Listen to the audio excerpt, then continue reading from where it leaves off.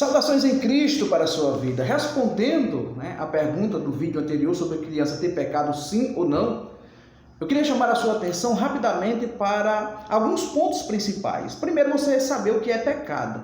A palavra ramatia, que é errar o alvo, fracassar, errar, perder o rumo. E existe a palavra logos, que a hamartiologia é a doutrina sobre o pecado. Então, pecado é errar o alvo, é fracassar, é perder o rumo. Uma vez que o homem foi criado para adorar ao Senhor, e o alvo da criação do homem era adorar ao Senhor. E o homem tomou um outro caminho, então errou o alvo e pecou.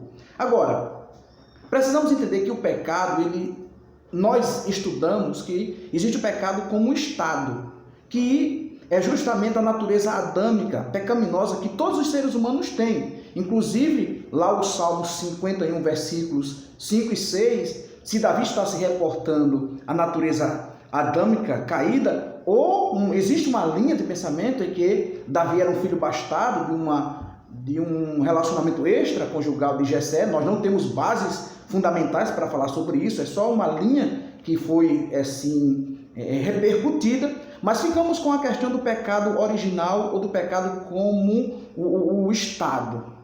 Então, o que é o pecado como estado? É a natureza adâmica caída que todos os seres humanos têm, inclusive as crianças.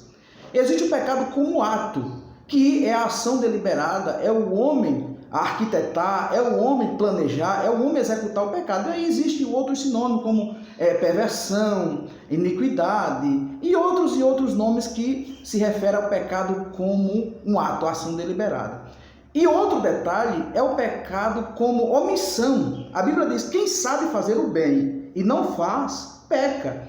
É o pecado como omissão. E existe o pecado como comissão. É a soma, é os acúmulos que o homem deliberadamente insiste e persiste em pecar. Então, resumindo, pecado como estado é a natureza adâmica, pecaminosa que todos os seres humanos têm, inclusive as crianças. Pecado como ato é ação deliberada, então essa a criança não tem. Por isso, quando nós apresentamos crianças, nós falamos que a criança não tem pecado, se referimos a esse pecado como ato, ação deliberada. Existe o pecado como omissão e existe o pecado como comissão. Então, essa é a doutrina do pecado. É um leque, é um estudo muito amplo, mas que nós precisamos entender. Pecado como ato, ação deliberada. Pecado como estado, natureza adâmica caída. Pecado como omissão, quem sabe fazer o bem e não faz, e pecado como comissão, que é a ação deliberada, os acúmulos e os somatórios dos erros que o homem insiste em fazer. Um abraço a todos e espero ter respondido a pergunta.